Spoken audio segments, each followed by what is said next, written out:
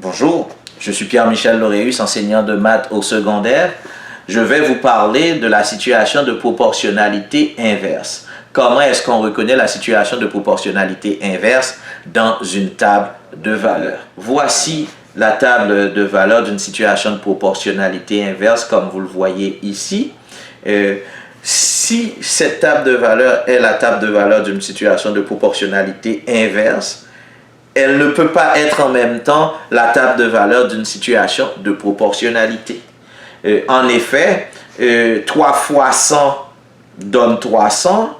Est-ce que 5 fois 100 donne 180? Non.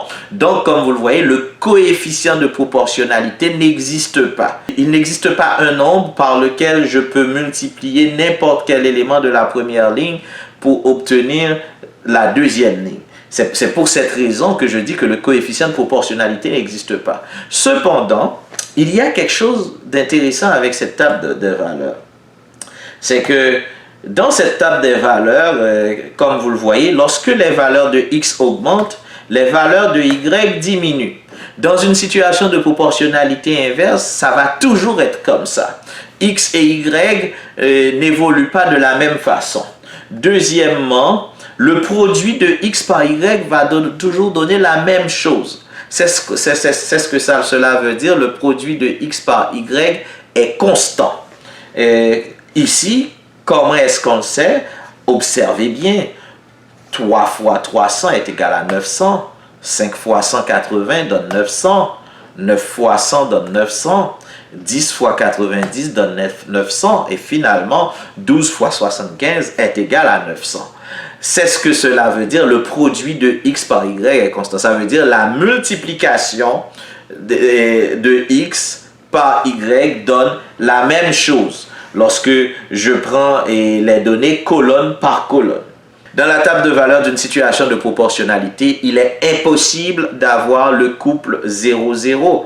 En effet, 0 fois 0 ne va jamais donner 900. Comme vous le voyez ici, c'est impossible. Lorsqu'on va voir aussi comment reconnaître une situation de proportionnalité avec des énoncés, vous allez plus comprendre l'intuition derrière le fait que je ne peux pas avoir 0,0. Comment on reconnaît une situation de proportionnalité inverse dans un graphique? Donc, je vais placer les valeurs de x qui sont à l'horizontale, 0, 3, 6, 9 et 12. Je fais des bonds de 3 sur l'axe des x. Et sur l'axe vertical qui est l'axe des y, je vais faire des bonds de 60 maintenant, 60, 120, 180, 240 et finalement 300. Je vais placer le point 3, 300. Donc, voici le point lorsque x est égal à 3, y est égal à 300. Lorsque x est égal à 5, y est égal à 180. Voici ce point que je viens de placer ici. Lorsque x est égal à 9, y est égal à 100. Je viens de le placer.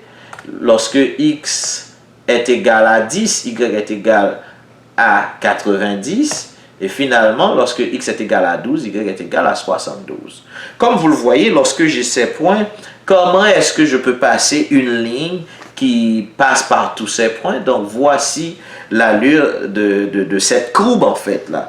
Voici l'allure de la courbe. Comme vous le voyez, ce n'est pas une droite. Donc, c'est une courbe que nous avons ici.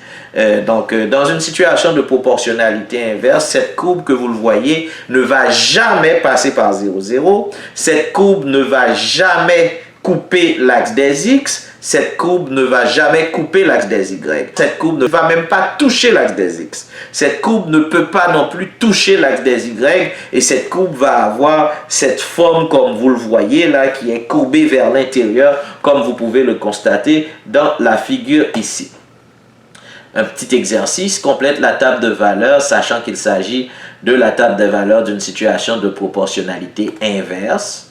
Donc, et c'est là, donc 2 fois 50. S'il s'agit de la table de valeurs d'une situation de proportionnalité inverse, ce qu'il faut comprendre, c'est que le produit de x par y est toujours constant. En effet, 2 fois 50, est-ce que ça donne 8 fois 12,5? Est-ce que ça me donne 100? Comme vous le voyez, ça me donne 100. C'est supposé donner la même chose, étant donné qu'on m'a déjà dit qu'il s'agit de la table de valeurs d'une situation de proportionnalité inverse. Maintenant, comment est-ce que je fais pour trouver les points d'interrogation qu'il me manque ici?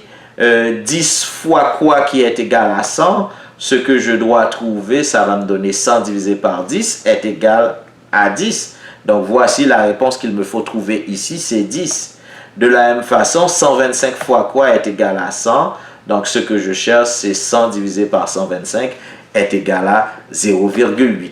Ici, je ne peux pas faire une proportion pour trouver les valeurs manquantes parce qu'il ne s'agit pas de la table de valeur d'une situation de proportionnalité, mais c'est la table de valeur d'une situation de proportionnalité inverse. Une proportion ne va pas marcher dans ce cas-ci. Qu'est-ce qui va marcher? C'est vraiment le produit de x par y va toujours donner la même chose qui va me permettre de faire une division pour trouver la mesure manquante. Merci d'avoir suivi cette capsule. À la prochaine.